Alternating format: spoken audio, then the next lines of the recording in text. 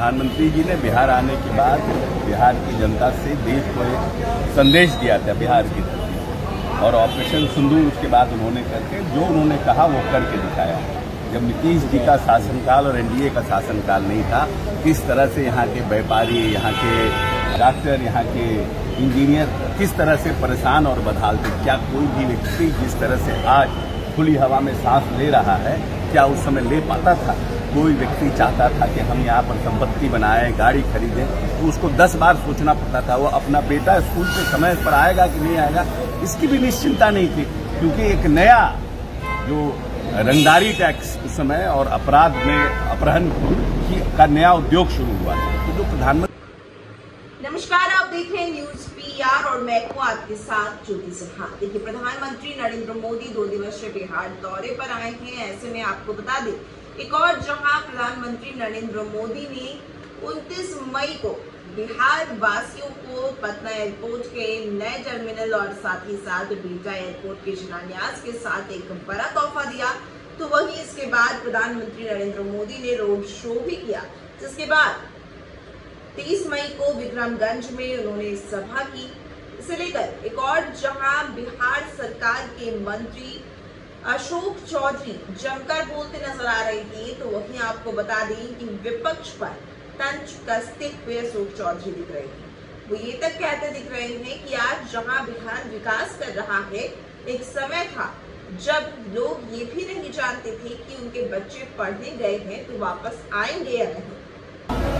प्रधानमंत्री जी जो बात कर रहे हैं, सब बात सामने से रखें, क्योंकि प्रधानमंत्री जी ने बिहार आने के बाद बिहार की जनता से देश को एक संदेश दिया था बिहार की तरफ, और ऑपरेशन सिंदूर उसके बाद उन्होंने करके जो उन्होंने कहा वो करके दिखाया।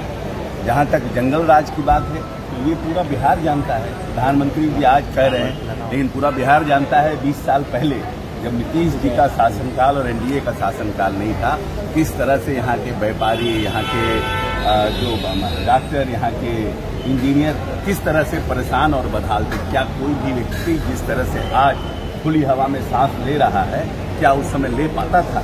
कोई व्यक्ति चाहता था कि हम यहाँ पर संपत्ति बनाएं, गाड़ी खरीदें, तो उसको 10 बार सोचना पड़ता था। वो अपना बेटा स्कूल से समय पर आएगा कि नहीं आएगा, इसकी भी निश्चिंता नहीं थी, क्योंकि एक नया जो रंगदारी टैक्स उस समय और अपराध में अपहरण का नया उद्योग शुरू हुआ है। तो जो प्रधानमंत्री कह रहे हैं तो पूरे बिहार की जनता जानती है।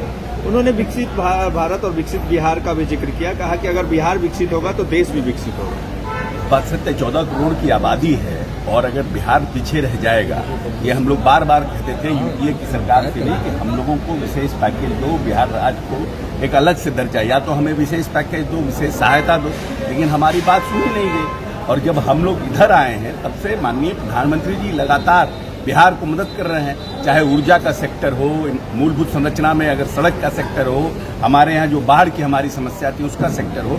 5000 करोड़ रुपया उन्होंने पिछली बार दिया, पिछले के बजट में भी उन्होंने इसके जिक्र किया, जो पूरा हिंदुस्तान के सब लोग कह रहे हैं ये बिहार का बजट है, और बिहार के लोग कह रहे हैं कि बिहार को क्या मिला, और फिर इस बजट में भी उन्होंने प्रावधान किया है। तो हर तरह से बिहार को कैसे हम, जो प्लानिंग कमीशन ने जो कर दिया कि हम बिहार को विशेष राज्य का दर्जा नहीं दे सकते हैं, तो उस परिप्रेक्ष्य में कितना हम बिहार को कैसे फाइनेंशियली मदद कर सकें, जिससे बिहार हमारा आगे बढ़ सके। और हम बार बार कह रहे हैं ये 20 साल बिहार को बनाने का समय था, और ये आने वाला जो 5 वर्ष है, ये बिहार के आने वाले समय में जो बिहार की व्यवसाय है, जो आर्थिक रूप से संपन्नता का समय है, ये बिहार का आने वाला ये 5 वर्ष।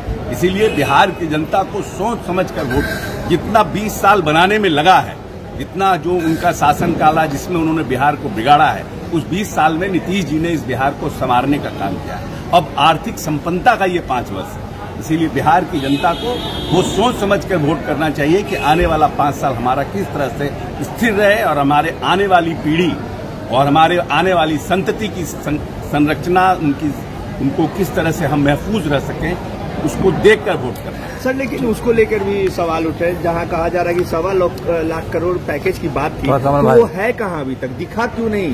देखिए, ऐसा है कि उनके पास इस तरह का, ये सब लोग जो लोग प्रश्न कर रहे हैं ना, ये सब लोग लाठी बजावन तेल पिलावन की विचारधारा वाले लोग हैं। ये लोग चरवाहा विद्यालय वाले लोग हैं। नीतीश कुमार और एनडीए का IIT, BIT, NIT, Aryabhatta knowledge विश्वविद्यालय, ये उनका समय है। इंजीनियरिंग कॉलेज, मेडिकल कॉलेज का समय है, इसलिए उनको समझ में नहीं आएगा।